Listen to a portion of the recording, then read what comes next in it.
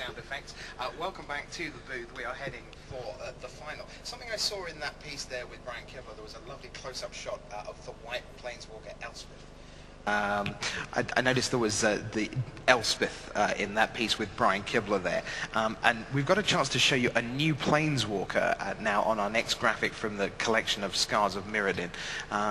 Let's see if we can... You mean this gentleman right here? Yeah, so Venser the Sojourner. Let's tell you what he does. So +2, exile target permanent you own. Return it to the battlefield under your control at the beginning of the next end step. -1, creatures are unblockable this turn. And the ultimate, -8, you get an emblem with, whenever you cast a spell, exile target permanent. BDM, I guess you're a little bit excited by that one. Pretty excited by that one? I'm very excited by that, especially with the Thrumming Bird next to it. You know, you attack with the Thrumming Bird, get an extra, you know, you proliferate a counter onto your Planeswalker, you activate the +2. You could get this thing ultimated pretty quickly. Yeah, absolutely. Start at 3, go straight to 5, momentary blink. And he's a pretty mean-looking individual. For blue-white, it's someone you don't really want to mess with. Very aggressive. I know that you are also very interested in proliferate card like Thrumming Bird, 1/1 flyer. I mean, I just like the mechanic a lot. I love the idea of being able to put counters on a Planeswalker in an unfair way. I don't know if it will be good enough. You know, there has to be some, you know, reasonable spells that you can play and get a reasonable effect from their cost and get this bonus proliferate. That would be very exciting. Yep. And then, of course, you've got these great mythics up the top, sort of body and mind we've known about for a little while. Strangely enough, protection from green and from blue. And then we've got this Wormcoil Engine, Death Touch and Lifelink, 6/6 for 6. There's some pretty tasty things going on, it turns out. Yeah. I am probably going to go on a shattering spree in the new format. I'm gonna be running a lot of artifact destruction. You feel like artifact destruction may be the way to go. Maybe return to the artifact. I hope block. Mulder Slug is reprinted in Scars of Mirrodin. Oh, what a beating that card was. All right, well, let's take you away from what's coming up in a few short weeks' time. To what's immediately at hand. To what's coming up in a few minutes' time. And that is the final of Proto Amsterdam between Paul Rietzl and Brad Nelson. This is White Weenie up against the Treehouse deck. Is it Paul Rietzl versus Brad Nelson, or is it Hall of Famer Gabriel Nassif versus Hall of Famer Brian Kibler? How does that work? Well, Gabriel Nassif designed the deck that Paul Rietzl's playing in this match.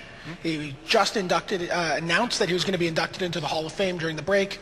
Brad Nelson's playing Treehouse, a deck he learned to play after getting pummeled repeatedly by Brian Kibler in playtesting.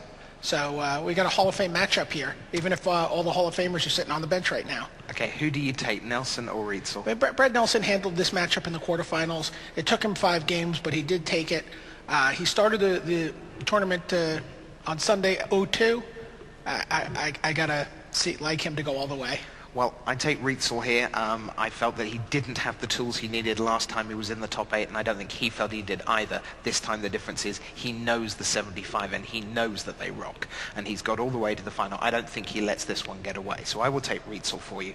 Well, the largest ever individual Pro Tour is almost at an end. 455 players can no longer win this tournament. 2 still can. Let's make that 1, shall we? It's time for the final of Pro Tour Amsterdam 2010.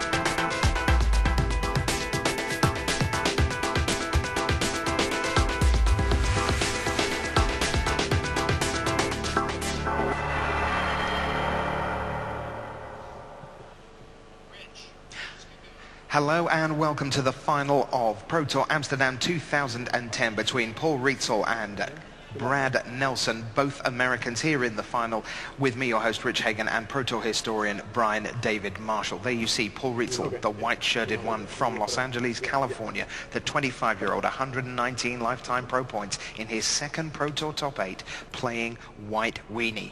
He has made top 8s in every format known to man: Legacy, Dark Steel Limited, Extended at Anaheim, Block and Draft with Honolulu. There you see Brad Nelson, his opponent, the 24-year-old from Fargo, North Dakota, 6-0 in M11 Draft this weekend. The Grand Prix Washington champion, second successive Pro Tour top 8 for him. He was 9th in that Honolulu showdown last year. He has lost to Rietzel in the extended portion of this event already. And now we are underway in the final with one of the openings we've seen pretty much all day, BDM. We already had a lot of action in the little preamble there. We've seen a Fetch Land, we've seen a Treefolk Harbinger go get a removal spell. And, we see a Figure of Destiny from Paul. So there's Tarmogoyf out for the first time in the final from Brad. Will those Tarmogoyfs be around for game 2 for Brad? That's an interesting one. It depends. How aware was he of what went down in the quarterfinal between I think the people were talking about it quite a bit over lunch. Okay. His Knight of the Reliquaries also suffer there. Mm-hmm. Yeah, Rietzel has 4 Relic of Progenitors in his sideboard, which makes Tarmogoyf very sad. And Knight of the Reliquary also. So Rietzel adds to the board with Student of Warfare. Paul Tomato. Cards. 5. That's a lot. Slaughter Pact, Duress. Is that nameless inversion? It is. And Duress comes down, or Zwang, as they call it in German. I still have my playset of Zwang, because it just feels really nice to do to people. We see a couple of Manitas, it looks like. Mm-hmm. Oh, is that, or those There's Honor an of the Pure? Honor of the Pure. Looks like Figure of Destiny.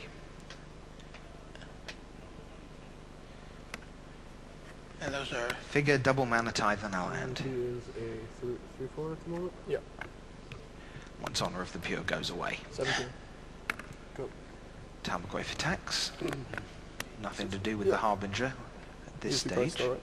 Yes. Figure and Student. I only know one of them, so. Both being ready to pump as Paul gets rid of his Arid Mesa.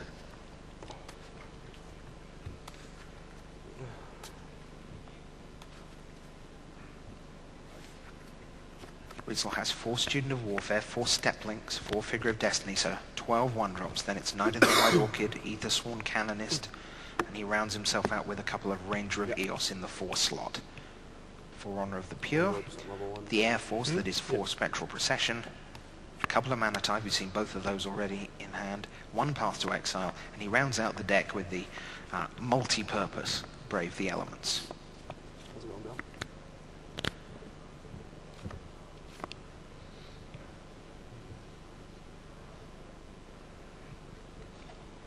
Rietzel lays land number 3, Marsh Flats.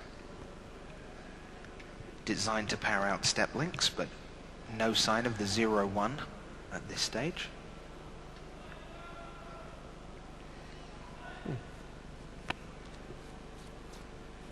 Surprisingly complicated.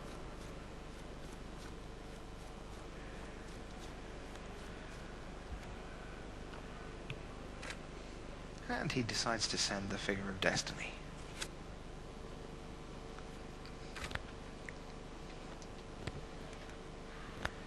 I will block. Treefolk Harbinger, or are you going to spend your mana now? 15. So another life point goes away from Yes, I am. Paul. Absolutely. 1, 2, 3. We'll be done after It's that. bigger. And back to you.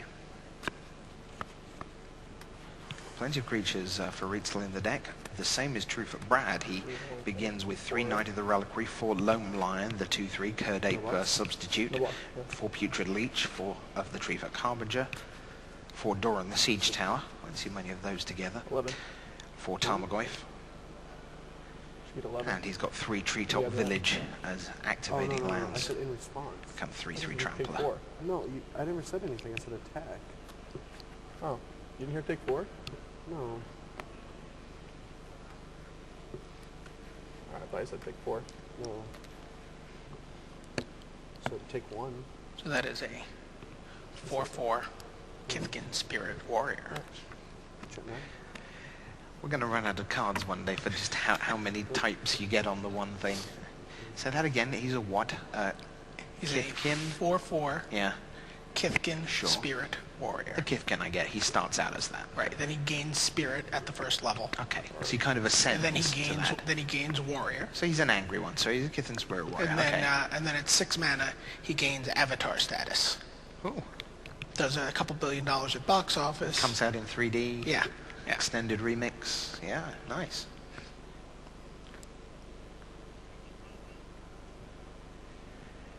And of course, Figure of Destiny, the musical. So Tarmogoyf versus Figure.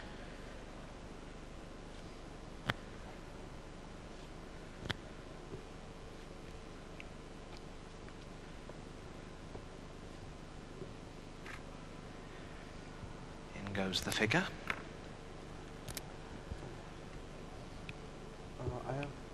I took one from this. Okay, yeah, 15. We're struggling with that early in the... Yeah, 1, 2, 3. This time there will be no blocks. Down comes Knight of the White Orchid, no chance to get a land, but down comes another Figure of Destiny. Cool. Like my friend did so well, I think I can move up the ladder too.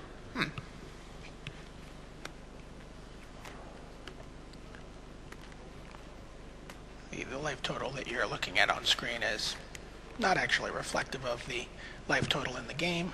It may be 2020 vision, but it isn't actually 2020.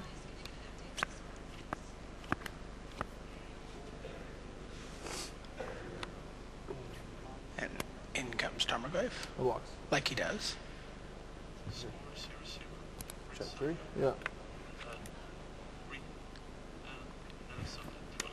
No. That...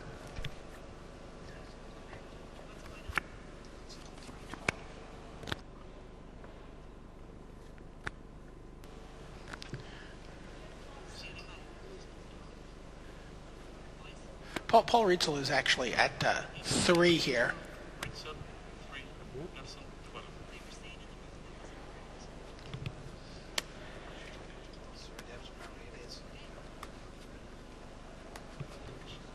He's that Tarmogoyf is lethal if it represents if it gets through.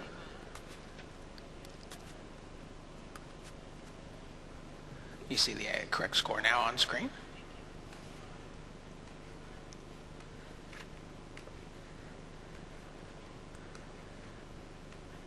Paul's coming in for half of Brad's life total.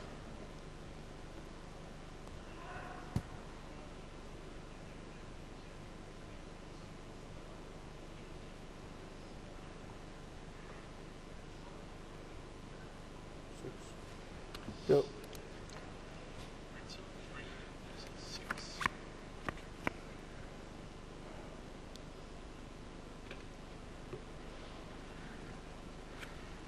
Looks like Brad is going to send his Tarmogoyf on a probably not terribly relevant mission. 2 cards, right? And Rietzel's on the back of his chair thinking about that one. Being made to think. Magic will do that to you. Yeah, apparently. Well, some of us anyway. Yeah. Wow.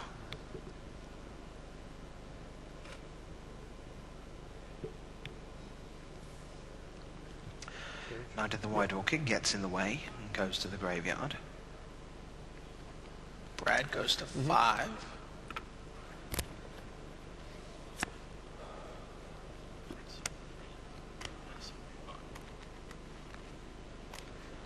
There will be no tapping down with Cryptic Command. All the Cryptic Commands have gone from this top 8 now. What?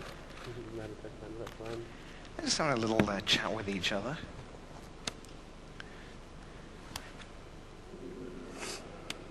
Putrid Leech. Putrid Leech from Brad. Which he just about has enough room to pump. Although, but if 1 card, right? not if Rietzel comes with everything.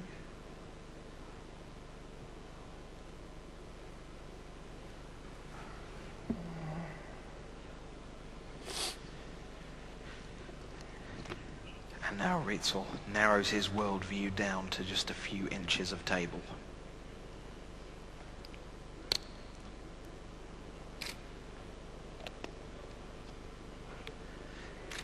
Management consultant from Los Angeles, California. By my reckoning, if you're in LA, it must be about 7:10. You're just about to begin your Sunday morning, and you are waking up to find one of your native sons on the verge of $40,000 and a trophy and 25 pro points.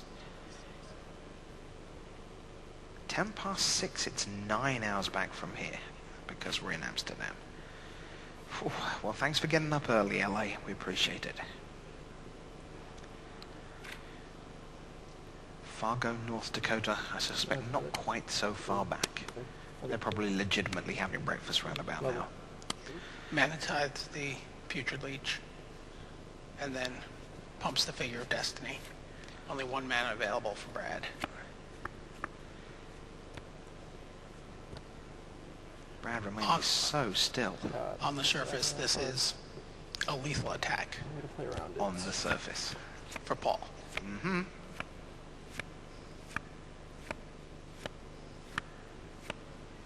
But in the best of 5, you just don't know how much these minutes of effort and thought and check and re-examining your own processes can prey on you when you get to a game 5.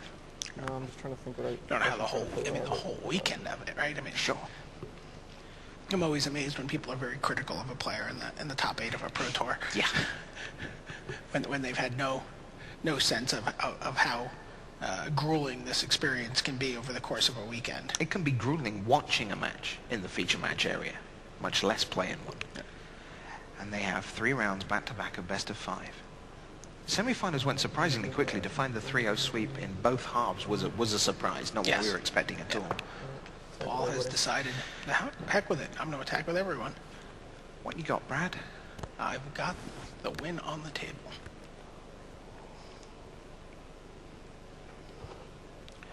Well, Brad blocks. Do you want to promote your other Figure of Destiny?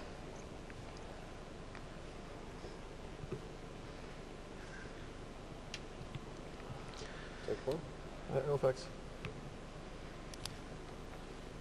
I got a 1. Yep, there. This is bad, right? Ranger of Eos. Nelson at 1.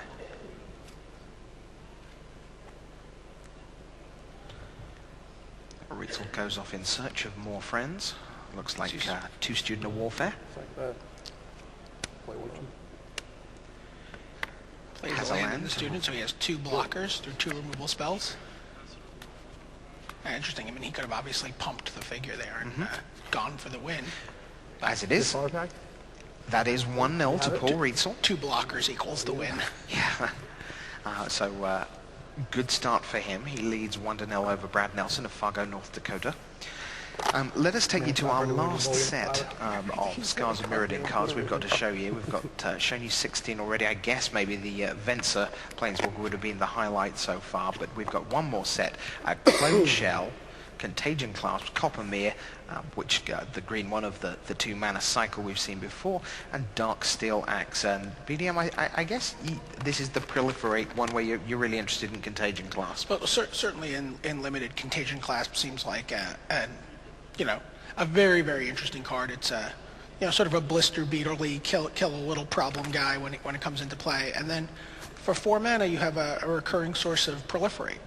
I was talking to Patrick Chapin about this before the lunch break, and he said, well, Proliferate is being priced the same way as drawing a card, right? You'd pay 4 mana on an artifact to draw a card. He's like, is this card worth drawing a card? We don't know yet. Certainly a card that I would almost always play in limited, and I imagine that counters will be fairly relevant. It does say players, so you can also amp up poison counters on a player with this. Indeed. Now, of course, we've got two United States players here in the final, Rietzl and Nelson. Let's take a look at the top Americans from this event. Now, I promise you, this graphic was prepared a long time ago, and Brad Nelson first, Paul Rietzl second refers to their standings in the Swiss, not to a prediction